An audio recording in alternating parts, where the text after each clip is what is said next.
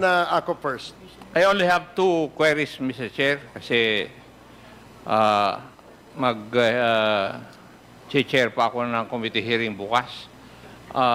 Madam Casiong,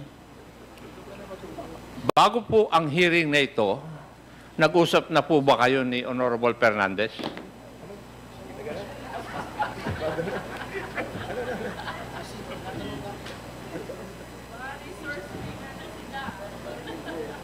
Pwede pa ulit po? Bago itong hearing na ito, kasi nag-conduct kami ng hearing ng joint committee hearing ng Games at saka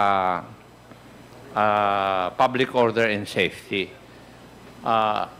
Doon una na ikaw ay na-cite in contempt. That is why you are here today. Magmula nung hearing na yon, nag-usap na ba kayo ni Honorable Fernandez? Kasi marami siyang alam na hindi ko alam eh. Ay, hindi. Investigador ako, iha. Sana matandaan mo yun. Makuha mo yun. Kasi, pagpasok ko dito kanina nung ikaw, ay kung magtingin na kayo ni Honorable Fernandez, may ibig sabihin eh.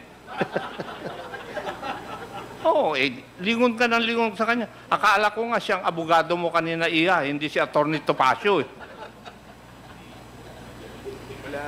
Nag-textan kayo o nag-usap kayo cellphone?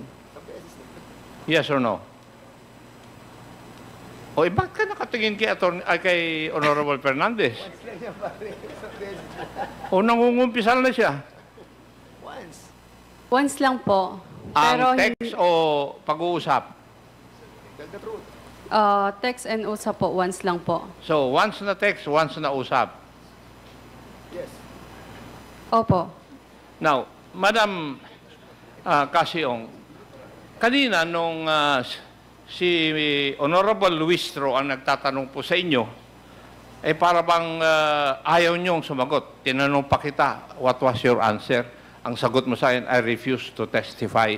Bakit noong si Honorable Gutierrez at saka si Honorable Fernandez ang nagtanong, relax na relax kang sumagot. Kaya tuloy ako, hindi nagtanong kanina. Oo, dahil kanina refuse to testify ang kwam mo, sagot mo iha eh. Oo, kaya tuloy hindi na ako nagtanong.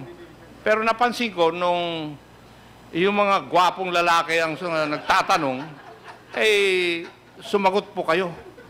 At relax na relax na. May I know the reason why?